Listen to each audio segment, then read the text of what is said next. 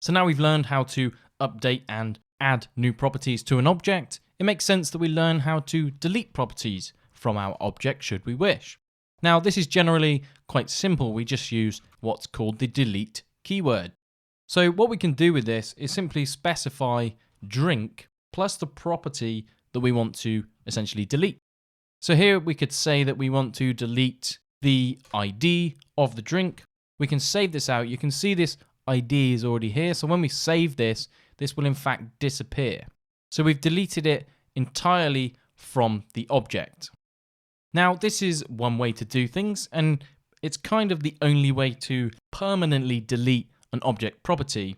But in general, this tends to be a slow way of doing things. If we want to delete a lot of object properties, it is in fact a slow operation that we might want to somewhat reconsider. Now, when we want to care about performance, and I'm going to comment this out so we can continue using our drink ID.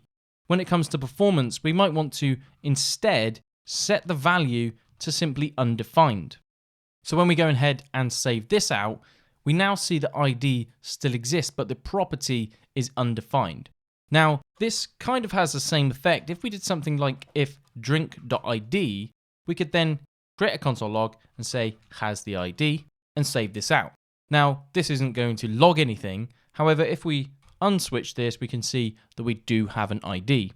Now, for performance reasons, this is the approach that you may want to take. If you want to, and definitely need to, delete the actual property, then this is the way to go.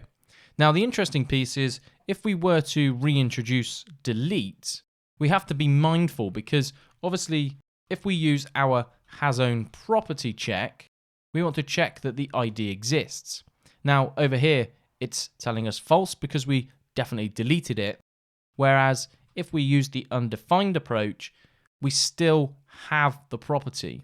So just be mindful of that and be considerate in the approach. Now, typically we won't need to contemplate such scenarios, but it's good to understand the difference between this delete and using something as undefined.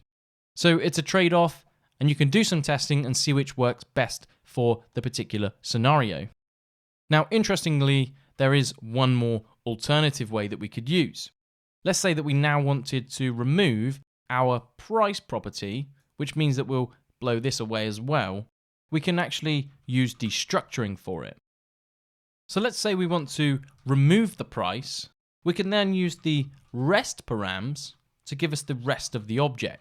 So when we go ahead now and log out the price followed by the rest, we will here see the ID with name, and you can see that price is now obsolete. It's been technically deleted from the object, but we didn't actually delete it. The drink object still remains perfectly intact. So we can save this. We can see that this drink object, which we've logged out, does in fact still have the price, whereas the one above it doesn't have the price, and that is this rest remainder object because we're asking for the rest of the properties, and we've learned about this syntax as well in this chapter.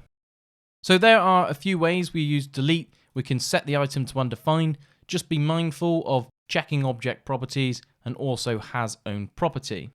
We've then looked at extracting a property that we might want to remove, and then simply we would go and use the rest of the object, and this is more of an immutable pattern. We do not mutate that existing object. Both this and the delete keyword do mutate that original object, which may cause unintended side effects.